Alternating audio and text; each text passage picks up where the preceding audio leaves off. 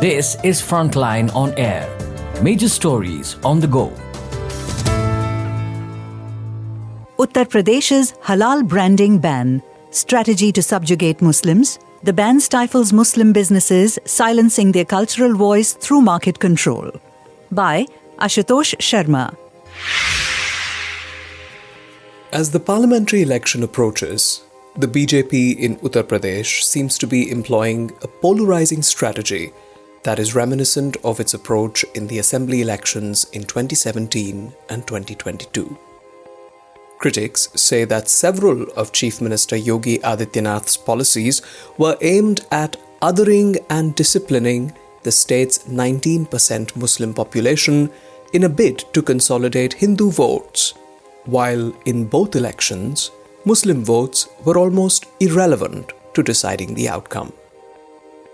On November 18th, Anita Singh, Commissioner, Food Safety, and Additional Chief Secretary, Uttar Pradesh Food Safety and Drug Administration (FSDA) Department, issued a notification stating that labeling dairy products, bakery, oil, snacks, edible oil, medicines, medical devices, and cosmetics as halal was an offence against the Food Safety and Standards Act 2006.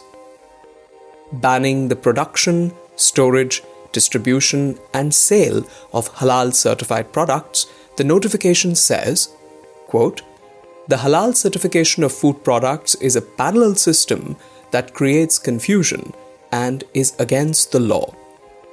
Halal labeling on medicines and cosmetic products amounts to misleading the consumer about the safety of food products."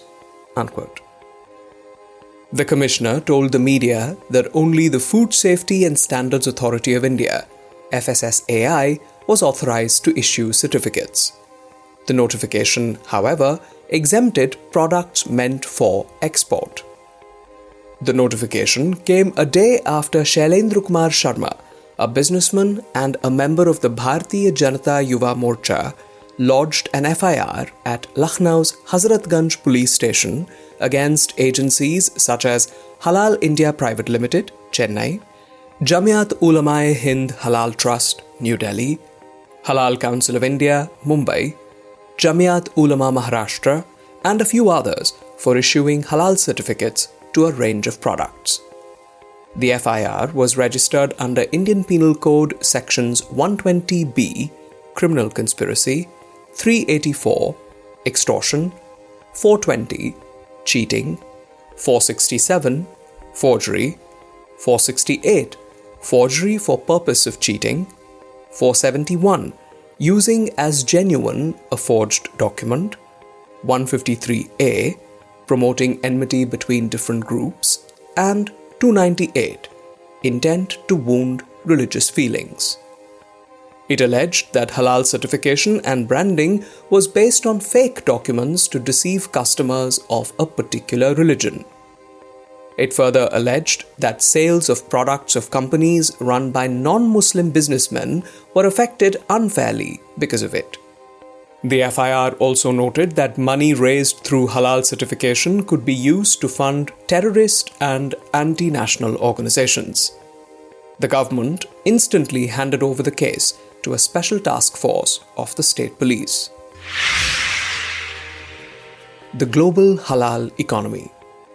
The Arabic term halal refers to an act or object that is permissible, as against haram or prohibited under Islam. The global halal economy was estimated to be worth $3.2 trillion in 2024 and has spawned the rise of halal tourism and even medicines, cosmetics, and mineral water. Although some halal certifying bodies in India have accreditation from authorities in export destination countries, in India, the Jamiat Ulama-e-Hind and the Halal Shariat Islamic Law Board are the only two bodies registered with the National Accreditation Board for Certification Bodies, NABCB, a constituent board of the Quality Council of India, Ministry of Commerce and Industry, to certify halal products. While the Shariat Islamic Law Board is authorized to certify food products, the Jamiat's unit can certify only meat. Both organizations have raised concerns over the ban. Following the notification, FSDA officials asked retailers and department stores across the state, including in areas that are part of the National Capital Region, to withdraw any halal-certified items from their shelves within 15 days. According to media reports, as many as 92 state-based manufacturers using halal endorsements from allegedly non-certified organizations have been directed to withdraw their products from the market. The action has fueled worries among Muslims, with many wondering whether halal meat shops would be the next target. There is no clarity in the government order as to whether the ban will also be applicable to meat products or not. If it is, it will badly affect communities that consume only halal meat, said Aribuddin, a lawyer, adding, "The ban order is vague and arbitrary. An absolute ban on parallel halal certification is clearly discriminatory in nature as it defies rationality." Uddin pointed out that the same logic was not applied to the export of halal products because of business interests. On October 5th, India and the UAE signed a Memorandum of Understanding for, among others, licensing arrangements, sharing of best practices relating to science and technology policies, standardization, metrology, conformity, assessment, accreditation, and halal certification. The Adityanath government recently prohibited the sale of meat along the Kawad Yatra route. It declared November 25th as a no-meat day to mark the birth anniversary of Sadhu T.L. Vaswani, who had advocated a vegetarian lifestyle.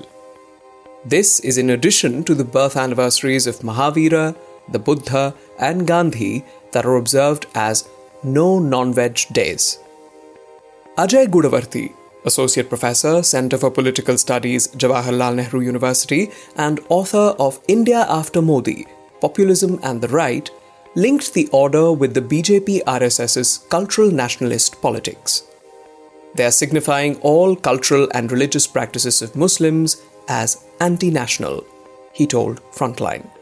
He described the recent notification as employing the same strategy of purity and pollution to demonize and marginalize Muslims as the BJP's political campaigns on love jihad, triple talaq, cow protection, and the confiscation of properties and bulldozing of the houses of mostly Muslims.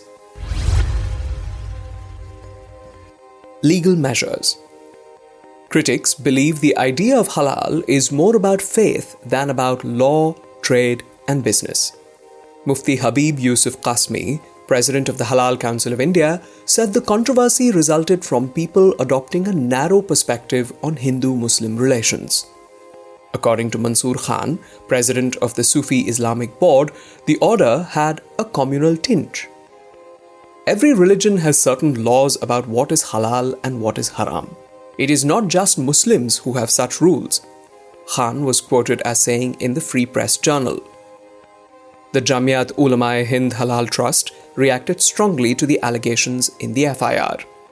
All financial transactions are duly accounted for, with proper GST and income tax payments, and through auditing ensure complete legality and transparency in our operations, said Niaz A. Faruqi, CEO of the trust, in a statement.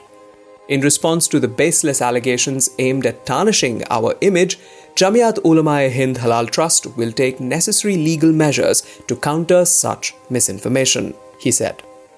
Arguing that false claims against halal certification directly undermined national interests, he said, quote, "Halal trade stands as a significant $3.5 trillion industry, and India benefits from its promotion in exports and tourism, particularly with our crucial trade partners in the OIC, Organization of Islamic Cooperation Countries, and Southeast Asia." Unquote. The Jamiat Ulama-e-Hind Halal Trust's halal certificates are recognized by different governments and authorities across the world, said Faruqi. Quote, "Authorities in countries like Malaysia, JAKIM, Indonesia, Thailand, CICOT, Singapore, MUIS, South Korea, MFDS, Qatar, MOH, UAE, MOIAT, ESMA and EIAC, Saudi Arabia, SFDA, SASO, Saudi Arabia, and GCC countries, that is GAC, recognize our certificate and we have accreditation from them, he said. We are a member of the World Halal Food Council. Halal certification not only aids halal consumers but also offers informed choices to all consumers. Unquote. Maintaining that halal certification is not merely a requirement for importing countries but also for tourists visiting India, Farooqi said, quote, "We adhere to government regulations as emphasized in the Ministry of Commerce and Industry notification, requiring all halal certification bodies to be registered by the NABCB under the Quality Council of India." Unquote. Muted prejudice. Gudavarti sees a muted prejudice in the government order. He said, quote, "They are appropriating modern sensibilities, scientific temper, and everything that we believe is progressive for what is essentially a socially conservative project aimed at the marginalization of Muslims. They have been using the language of science, rights, equality, law, institutions for furthering an agenda which is conservative and sectarian." Unquote. Gudavarti cited the examples of the triple talaq ban and Uttar Pradesh's law on love jihad. The triple talaq ban criminalizes Muslim men but doesn't entitle Muslim women to alimony. It was projected in terms of gender justice, but it didn't end up empowering women, he said. On the law on love jihad, he said, quote, "They are not saying that they are against all interfaith marriages, though the final goal seems to be to criminalize all social interactions between religious communities. In the process, they are talking about women's safety and their rights." Unquote. In the 2023 Karnataka Assembly election, the BJP had raised the hijab halal bogey to polarize voters. Last year, many public figures, including the Bollywood actor and former BJP parliamentarian Paresh Rawal, endorsed the call for Hindus to boycott halal products. At the center of the storm was a Bengaluru-based Ayurvedic firm owned by a Muslim family.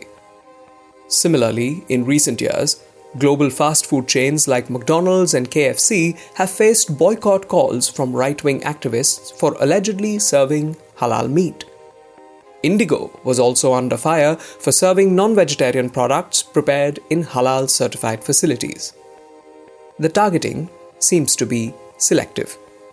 In 2022, Haldiram's was targeted for selling halal-certified snacks, but many companies such as Adani Wilmar Limited, food products, Reliance Industries Limited, Tata Consumer Products, Tata Consumer Chemicals, Parle Products, and Ramdev Food Products Private Limited have been selling halal-certified products.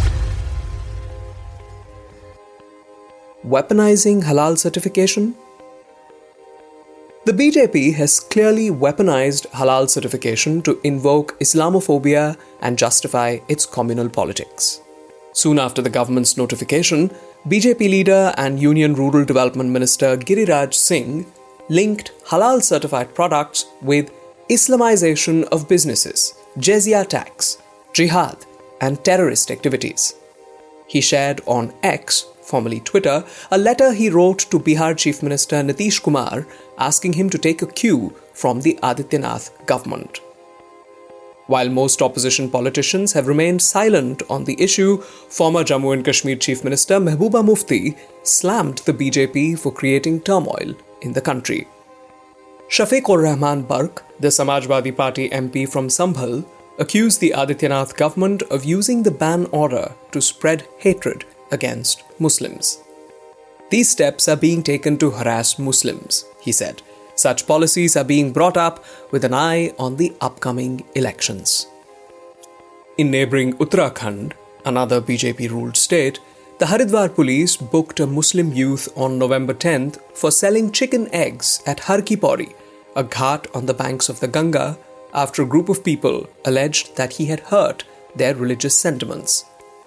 Earlier, the BJP had demanded a ban on halal branding in Kerala, but the party had to step back following a strong backlash from opposition parties and a leading hoteliers union. In November 2021, the Kerala High Court, while hearing a petition concerning the propriety of using halal-certified jaggery for prasadam at the Sabrimala temple, asked the petitioner if he understood the concept of halal at all. The concept of halal only says that certain things are prohibited. All other things are halal. This certification only says that those prohibited materials are not included in a particular product, the court proclaimed, according to a Live Law report. A petition filed by the advocate Vibhor Anand in April 2022 in the Supreme Court has asked for an order for the withdrawal of all halal-branded foods from the market. It argues that the practice of halal certification infringes on the rights of 85% of the citizens. Incidentally, in 2020, the Apex Court had dismissed a PIL petition challenging the practice of halal for slaughter of animals for food, telling the petitioner in no uncertain terms, "Tomorrow, you will say no one should eat meat." Union Home Minister Amit Shah recently told reporters in Telangana that the centre had not taken any decision to ban the sale of halal-marketed products. But since his party leaders keep politicizing such communal issues, his words have cut little eyes with those keeping a close watch on the progressive intolerance of Hindutva politics. This is Frontline on Air. Major stories on the go.